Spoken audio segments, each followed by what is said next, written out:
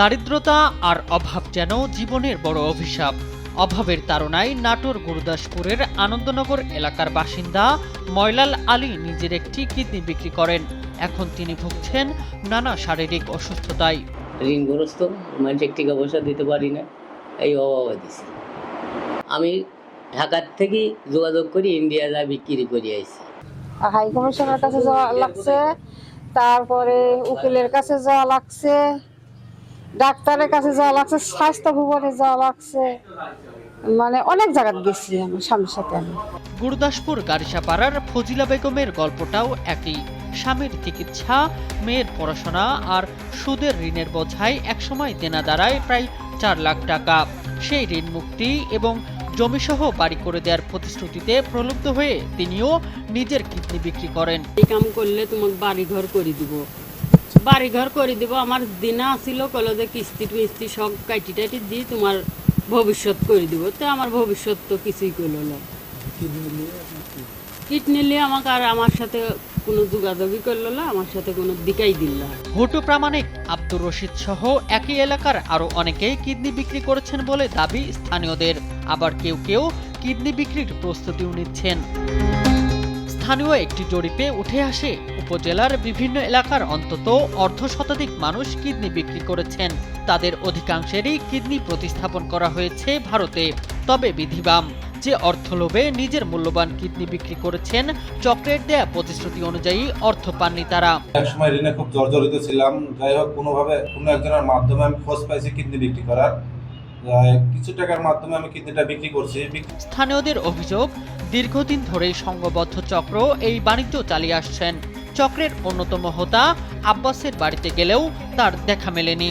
এটা নিয়ে কোনো কথা নাই, আপনারা আপনাদের মতো যান।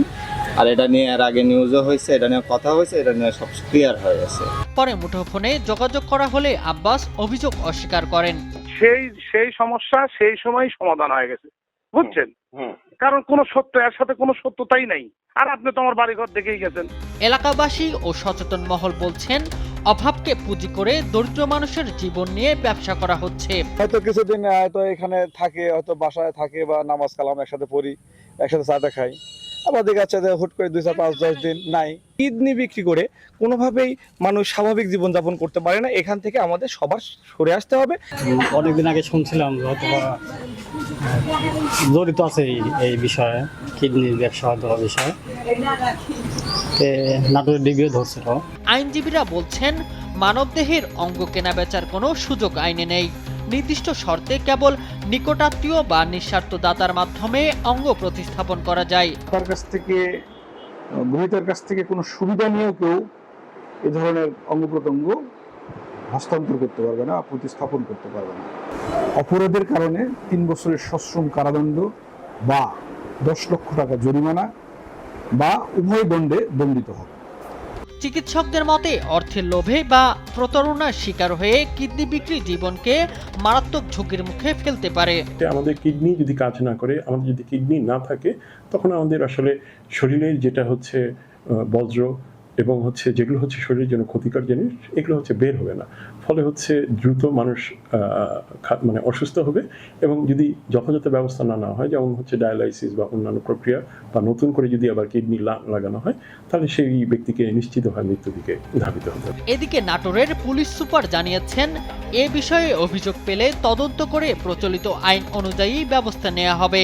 এই ধরনের কোনো অভিযোগ এখন পর্যন্ত আমার জানা মতে ভুক্তভোগী বা অন্য কেউ করেনি। যদি আমাদের কাছে এই ধরনের অভিযোগ আসে, আমরা অবশ্যই এই বিষয়ে আমাদের দেশের প্রচলিত আইন আছে, সেই অনুযায়ী আইনানুগ ব্যবস্থা গ্রহণ করব। নাটোর, গারিসাপাড়া, মাহমুদপুর সহ কয়েকটি গ্রামে দীর্ঘদিন ধরে চলা এই কিডনি বাণিজ্য চক্রের বিরুদ্ধে কঠোর ব্যবস্থা নেওয়ার দাবি স্থানীয়দের। শামীম হোসেন, নিউজ ডেস্ক, দেশ টিভি।